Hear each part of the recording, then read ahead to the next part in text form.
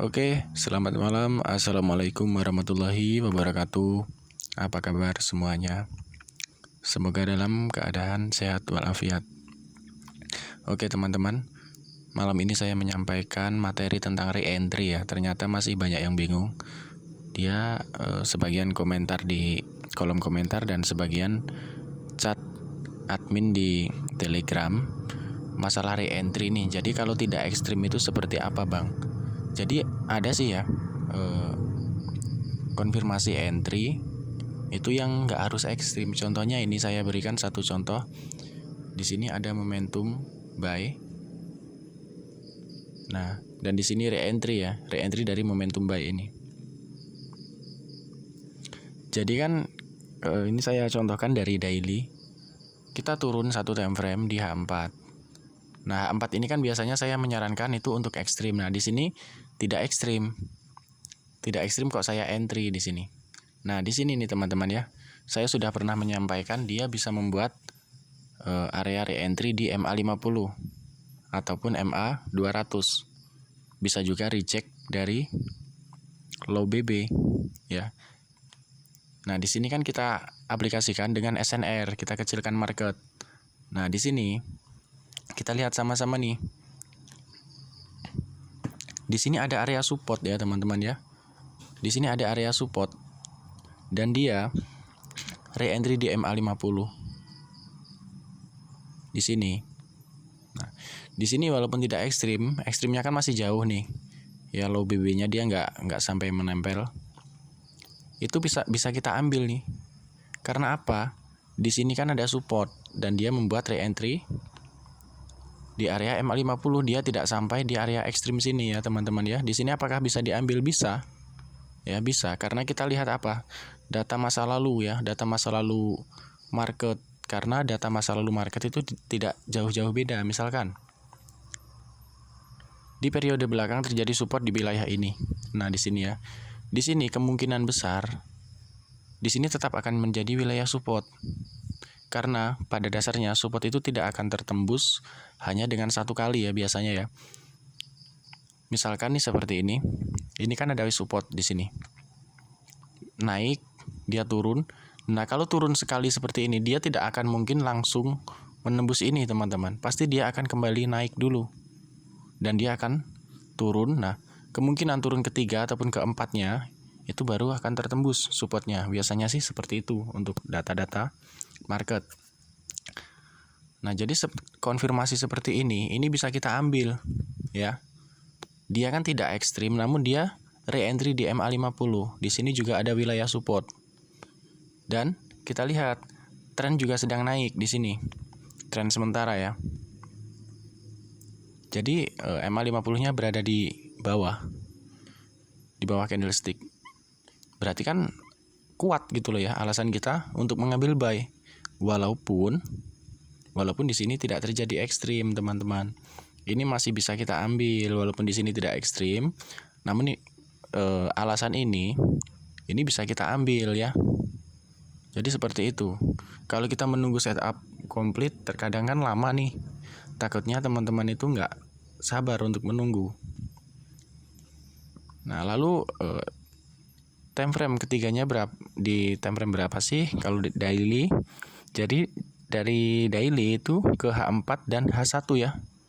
Untuk entry-nya itu di H1.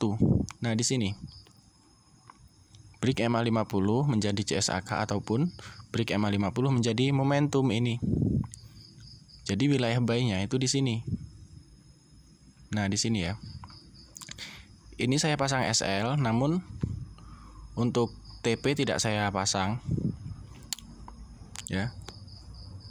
Karena besar kemungkinan dia akan mencapai wilayah ini nih, teman-teman nih. Ya. Dia di sini masih terreject di area ini.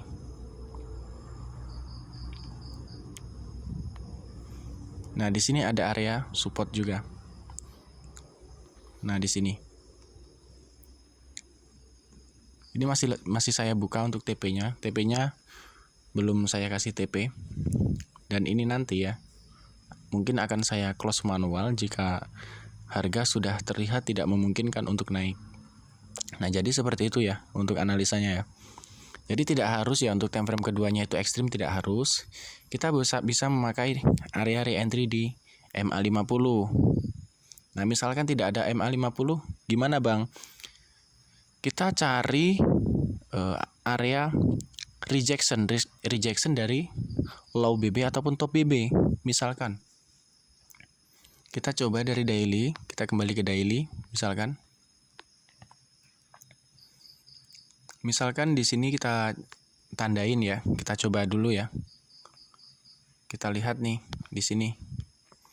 Nah, di sini. Ini adalah re-entry dari CSAK sell. Nah, kita turun ke H4-nya ya. Apa yang terjadi sih? Oh, ternyata di sini terjadi ekstrim ya. Nah, di sini ternyata terjadi ekstrim, ini malah bagus. Kita tinggal turun ke H1 ya. H1 break MA50 menjadi CSAK ataupun break MA50 menjadi momentum. Nah, di sini nih. Kita bisa sell di sini. Oke ya. Kita bisa sell di sini ya. Dan harga lumayan turun, oke? Tuh lihat. Coba kita tarik Fibonacci retracement.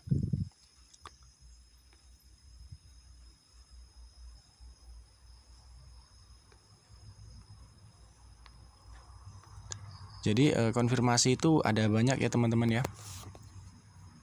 Tidak harus seperti yang rule yang kita buat, karena terkadang itu lama menunggunya.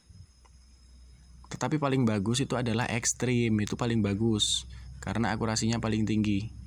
Nomor 2 adalah dia re-entry di MA50.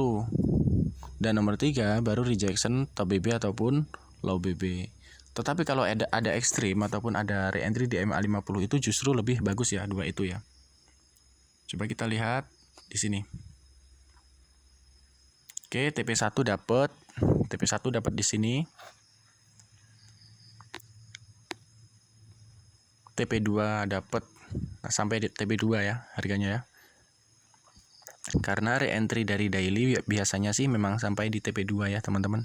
Namun saya biasanya hanya ambil di TP wajib. Nah, di TP wajib jarang sih saya ambil di TP2 ya. Takutnya kena sial nih. Udah turun baru hampir menyentuh TP2 dia balik ke SL, karena sering terjadi seperti itu saya. Ya. Makanya sekarang saya ambil hanya di TP wajib. Nah, saya rasa udah paham ya teman-teman ya untuk analisanya ya. Jadi bagaimana menganalisa saat time frame kedua itu tidak terjadi ekstrim. Nah, kita bisa ambil dia re-entry di MA50 seperti ini. Dan diperkuat wilayah support. Oke. Semoga dapat membantu dan bermanfaat. Saya akhiri. Assalamualaikum warahmatullahi wabarakatuh.